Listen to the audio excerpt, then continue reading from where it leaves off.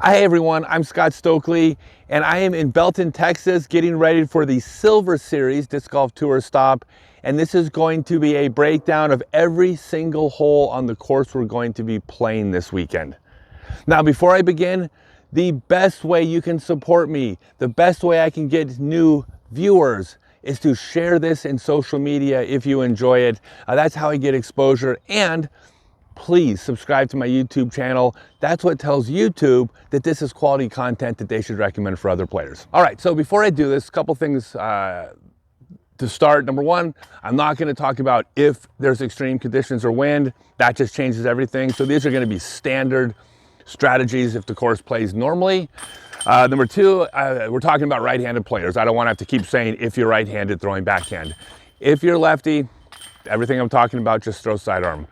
The third thing is I'm only going to talk about it on the tee pad unless there's something interesting on the hole. So we're at hole one. This is already a pucker hole. It's a great way to start. It's, 388 feet. It's reachable for everybody in the field, but there's OB right and OB left. Don't come into play if you're going to be going up the middle. Problem with up the middle, there's one line of trees you got to get past. With OB, mostly in areas where if you hit the trees and you don't hit the gap, good chance of falling OB. You can throw a hyzer around the trees. The power players aren't going to find this much of an obstacle because they can swing real wide of the tree. They're going to probably take the tree you're throwing around out of play. Players at my distance level, which is like middle of the pack, are going to have to cut it closer. So it's a little bit sketchier to throw around the trees because if you hit the tree, you're also risking out of bounds. Like I can't just throw way over the trees. I have to cut it close. Kind of an iffy situation. I think the strategy for someone like me is actually going to be to throw up the gut. There is no advantage whatsoever to playing this hole safe. You just got to attack it. You hope you hit the gap. You hope you're low enough. Give yourself a putt. You want a birdie. It's 388 feet. If you throw a B, it's going to have to suck it up, buttercup. You just bogeyed the first hole, but you got 17 more holes to go. So I'm going to go and chuck one and see how it goes.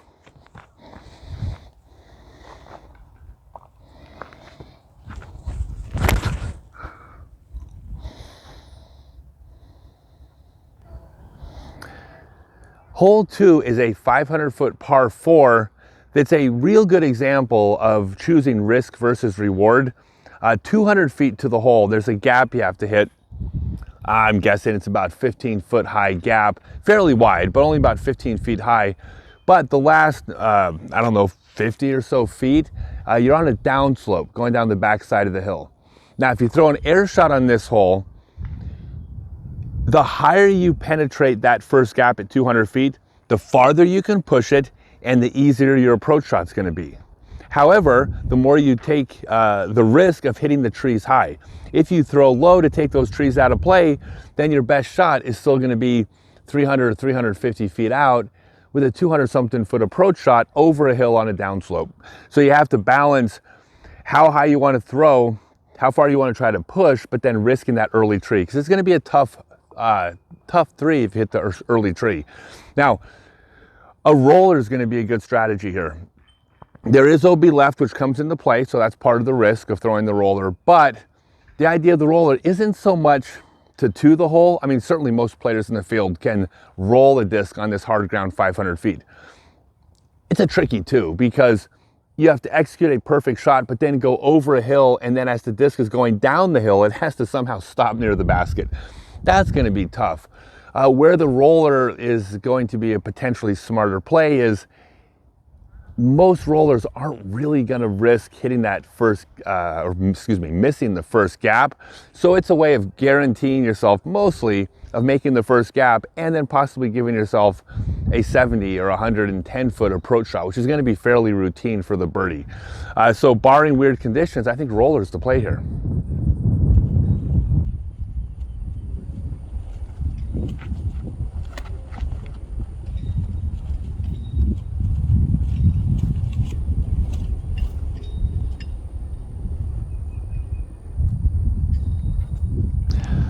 So upon looking at the basket placement again, I am actually really starting to think now that roller is less likely to be the play. The chances of getting the disc to stop on that hill is very close to nil. And this really hard packed ground, I think at least the power players can actually get there in the air, or at least skip up over the edge of the hill, and the downslope will give them the extra distance. So once you crest that hill with any speed, it's going to slide a bunch. So roller is probably going to be less used than I thought. It's still an option, probably a great play in doubles, maybe not in the tournament. I'll be throwing air shot after looking at the hole again. So hole 3 is kind of like your standard wood shots. It's 309 feet, it's downhill, so it probably plays 250. There is OB long and left. The shot's going to be to throw a sidearm.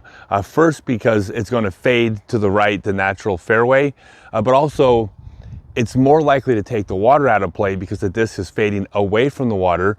But it's something a lot of players don't consider, is that when you're spinning a disc, this is a counterclockwise spin, if it hits the left side of the tree where the out of bounds is, it will deflect a shorter distance than a clockwise spin, which is a right-handed throw that hits the exact same spot on the tree. So not only does a right-handed shot have, backhand have the potential of it fading out of bounds, it also is going to deflect a farther distance towards out of bounds. So this one's a sidearm all day.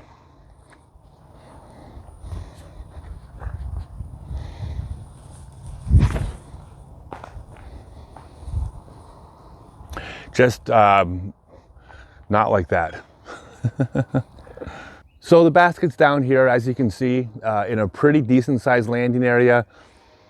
I don't know, the water's probably 40 feet away at its closest, and early in the fairway it's even farther away. So take the trees away, a sidearm, the water's not even really in play, or barely. But again, you have to take into account the chance of hitting obstacles, and that's why the spin of the disc it matters in the decision making. Okay, so this one, this is a really good hole. It's 445 feet, it's a par 4. It's a tunnel the vast majority of the way, slightly uphill. But once you get out of the tunnel, I would say 3/4 of the way up there, the basket's elevated, it's up on a mound. It's going to be unpredictable wind because you may have little to no wind in here, but the second you hit the opening, there's going to be wind. So the trick on these types of holes, these types of woods holes, is to throw the shot that is most likely to hit something late rather than hit something early. Now that might seem obvious, right? You're trying to make sure you hit the first gap. Of course, everyone's trying to hit the first gap. But a lot of times there's a choice to be made because there's a more conservative approach that increases the chances of making the first gap, even though maybe it lowers the chances of you hitting a perfect shot. The trouble on these wood shots is getting back into the woods early. You hit an early tree, kick into the woods, you pitch out your second shot, now you're lying 50 feet in front of the tee pad. It's gonna be a long hole. So you wanna try to throw something that's gonna hit late. The idea is if you throw that shot and you make the first gap on this par 4, 3 possible outcomes. Number 1, you peer the shot, make it through the opening, pretty routine birdie. Second scenario, you hit something late, lucky break. You kick into the fairway, but since you hit late, pretty good chance of a birdie, par at worst. Worst case scenario, you hit something late, it kicks into the woods. The second shot, you have to pitch back out. But since you hit late, you have the opportunity to save par. You still might bogey if you mess up the upshot, but a bogey on these types of holes, like, it's not the end of the world. It's the double, triple, quadruple bogeys that'll kill you. So that's what I'm going to be doing. I'm going to be throwing a sidearm on the woods hole. In this case, the sidearm is a good shot. I can throw my shot really straight, but even if I couldn't, I'm throwing a sidearm, increasing the chances of hitting the initial gap and worrying less about what happens at the end of its flight. Go ahead and kill it. Now about 2/3 to 3/4 of the way up the fairway, before you get to the opening, there is OB left, but effectively the OB will do the same as pitching back out. So if there was no OB and you went down the hill, you're pitching back out. A little bit better lie, because there are some woods on the left here, but if you land OB, you have a meter to play with, you're still gonna probably have the opportunity to get up and down. So it effectively acts the same as pitching out. Right side, trouble, probably gonna be pitching right out again. So here's the basket placement up on the mound. I personally love this because without the mound, the end of this hole would be fairly routine. If this was all flat and open, I'm just not the biggest fan of that. I like there to be challenges at the end of a hole as well. This certainly would be one of those. Remember, if you come out, I'm not going to talk about extreme winds, but the strategy with even a moderate wind is, if possible, you want to make sure you're putting downwind. Now, that's always the case. Downwind putts are easier, but it especially matters when you're putting to an elevated basket or up on a hill, because if the wind's blowing this direction and you're putting uphill, you're turning this wing into a sail. The more uphill you're putting, the more the disc is showing the wind. The headwind putts become really, really hard, to a point that even if you make your putt, the disc can hit and blow back out, even in a modest amount of wind when you're putting uphill. Now, if you're pitching out of the woods, you might not have the option. You're just going to try to get to the base of the mound. Final thought, there's virtually no benefit to trying to land on the mound. Certainly not if you're more than 50 feet out or something laying up. You want to safely get to the bottom of the mound, because if you crest the mound, you could wind up 30 or 40 feet long pretty easily. So you want to get to the base of the mound, or maybe just on the upslope on the upwind side, but you don't just attack your approach shot here. That's why this is such a good course. You have to think about your approach shot as well. Okay, so hole 5 is 788 feet. I mean, this is a pure attack hole. There's out of bounds right, out of bounds left. Both of them are in play if you really get a hold of the disc and you don't throw a bad shot. It's not they're not so far out of play that they don't matter. But they're far enough where you can definitely go for this one. This is not one of the ones where you're going to be pitching into the fairway. Like, you got to go after this one.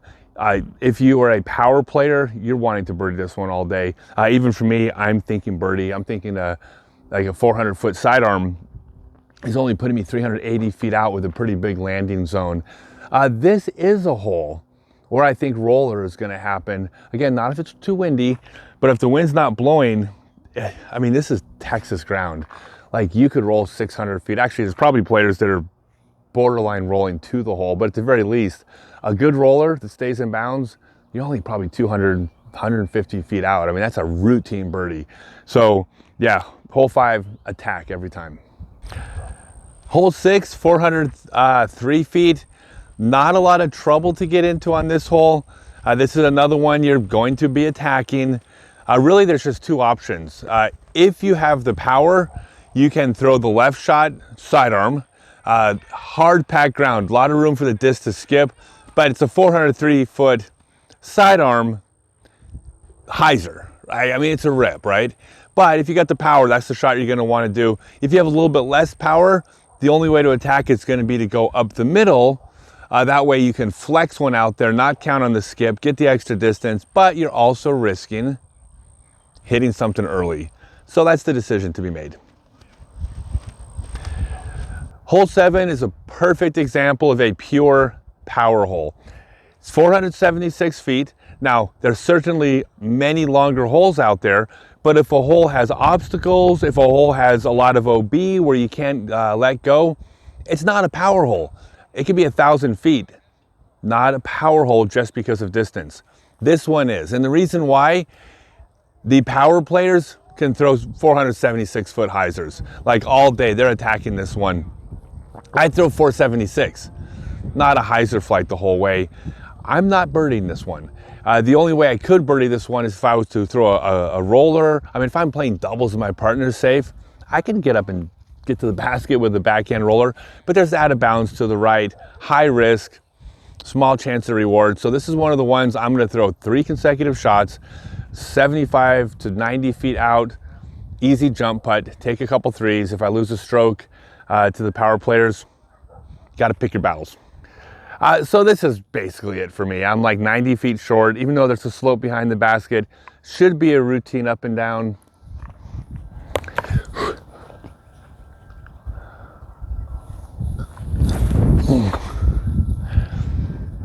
And yeah, I just want to do that 3 times and take my pars, move on. All right, so hole 8 is a pretty tricky par 3.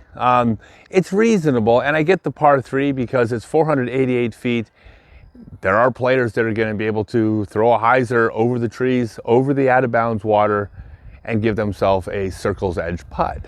I only say circle's edge because you got to come in shy of the trees. It's harder to get directly at the hole, but they're going to give themselves putts. So par 3 is correct. It's just a hard par 3 because there's OB left and OB right the whole way down. Now the drop zone is for missing the Mando only. Mando's not really going to be an issue. So the trick is for a player like me without that power game, I mean, it's 488 downhill. I could probably get there if I needed to, but it would be a bit fluky, right? It's not a smart play for me. So this is one of those plays where I'm just going to throw smack down the middle of the fairway. Best case scenario, land in the fairway, easy jump putt for my 3. Worst case scenario is that because I'm throwing down the middle of the fairway, if I do go out of bounds, it's going out of bounds late. Late out of bounds should be a tap in 4. Honestly, a 4 isn't something I'm gonna cry about on a hole like this. If I 4'd all 3 rounds, I'm not too happy. But if I get a 1 or even 2 4s in a little bit of wind, it's probably not the end of the world on this one. So we'll see how it goes.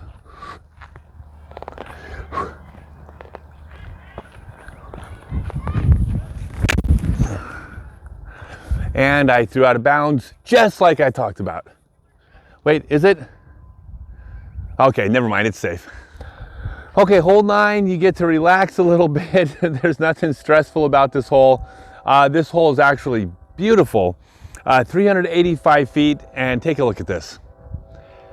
This reminds me, for some reason, of New England. I mean, New England, in the fall, where all the leaves are changing colors. But you got the trees on both sides of the fairways that are both sides of the road, or a sidewalk, or a path through a park. They kind of create this canopy. That's what this is. This is a tunnel shot, 385 feet. It's 50 to 60 feet wide. It's effectively wide open the whole way. The trick on a hole like this, there actually is some strategy, even though it's a hole you just, there's no decisions, you attack it. But it's 50 to 60 feet wide. The basket is 385 feet away, but it's on the right side of the fairway. But it's only like 25 to 30 feet from dead center of the fairway. The trick here is, well, first off, you're throwing a sidearm because you're trying to make the disc fade towards the target. But the trick is you don't try to throw your shot to the right. Take flying right out of play. The disc will do the work for you. All you're doing is trying to take a disc and push it smack dab down the middle of the fairway, the 385 feet, and then allow the disc to do the fading for you. So you're on the right side of the fairway, but it's not a left to right shot. It is just a straight throw. See how it goes.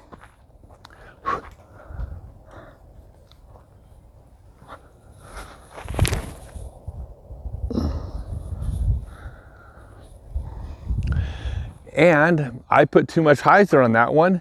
Wasn't trying to hyzer it, but I threw it with hyzer as if I was aiming to the right. And guess what? Came up 40 to 50 feet short. So I didn't follow my own advice, but I will this weekend.